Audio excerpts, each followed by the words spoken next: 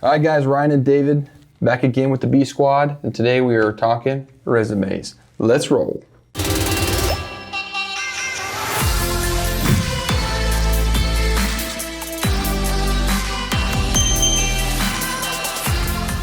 All right, guys, hey, thanks so much for coming back here to talk with us a little bit. Today we're going to talk resumes, but before we get to that, like, share, subscribe if you like what you're seeing.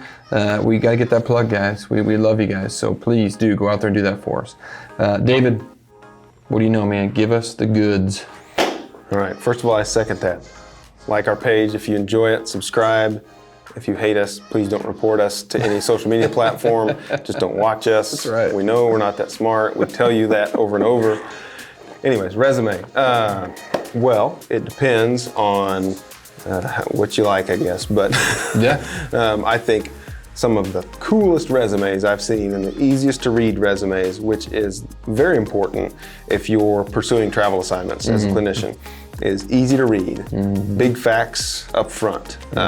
So if you are a new traveler and you have staff experience, I say, again, keep that up top. Make that be the first thing.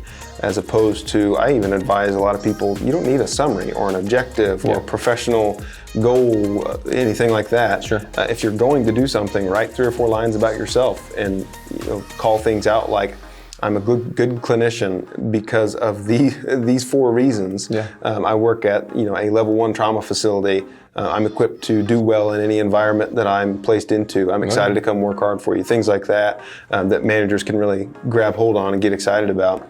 As far as experience, I say again, keep it very simple.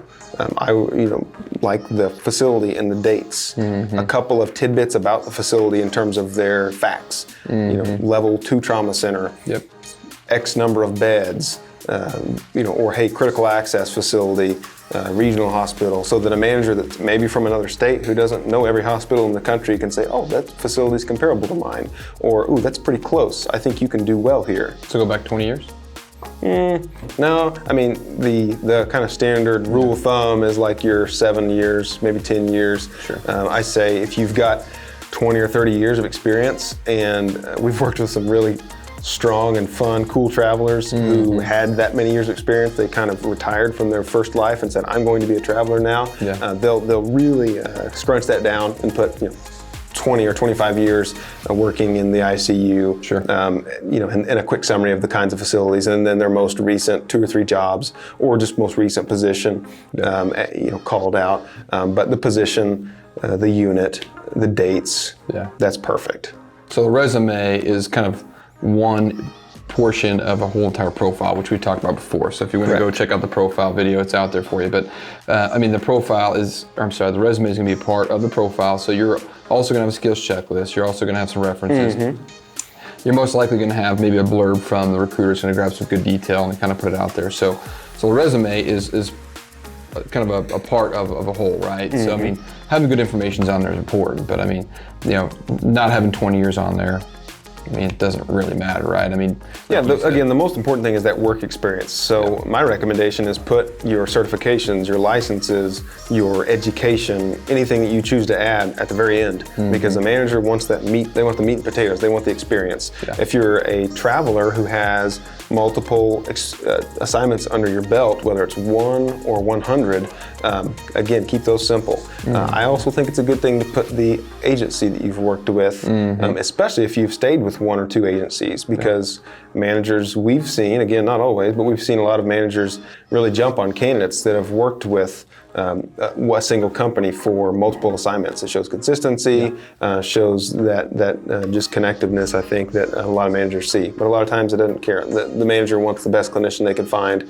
out there. So again, simple. The facility, a couple of facts about the facility so the manager can translate in their brain. The unit, the dates, those are good things to have. And note that it's a travel assignment so that it doesn't look like you've had multiple jobs over the course of a year. If you've done, you could have done 4 assignments in a year, so it doesn't look like you've worked at 4 different facilities on paper. So like saving the resume itself, this really shouldn't be a big deal, but just having a PDF version of it, is that sufficient? If you're going to work with somebody like a recruiter, you're going to want to send them something that they can take a look at.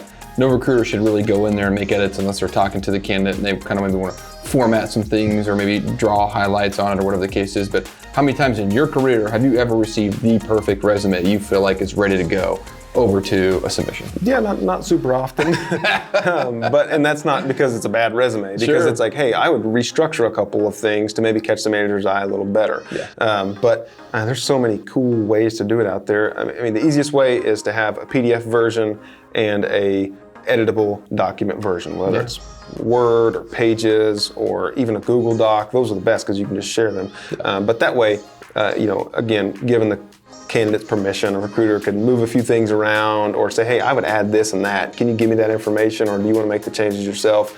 And then, any smart recruiter with a brain's going to convert it to a PDF before they add it to the profile. But as a nurse, if your company doesn't have a platform that allows you to update your resume along the way, you can input your most recent experience and it'll automatically update your resume.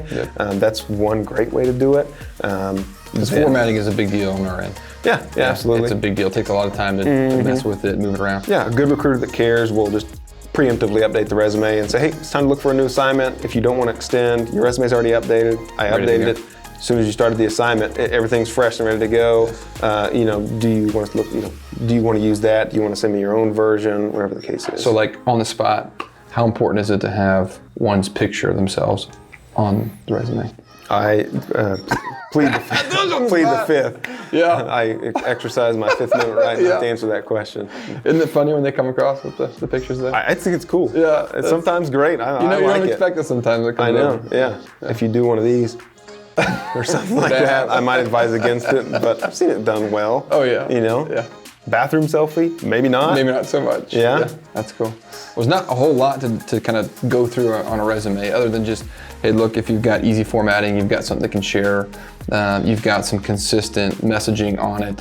That's big time. We've actually got a template that we will use on the Squad Builder side for folks if we need to.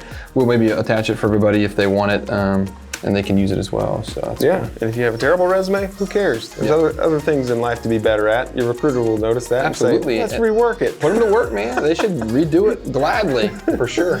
Cool, man. What else? Anything else? That's all I got today. No Oklahoma references or anything?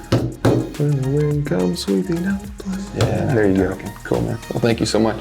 Hey, guys, we appreciate you stopping by and checking us out. If you have any questions, feel free to shoot us an email, bsquad@squadbuilders.com, or shoot us a text. We're always available. We'd love to chit-chat with you and get to know you a little bit more. So until next time, thanks, guys. Take care.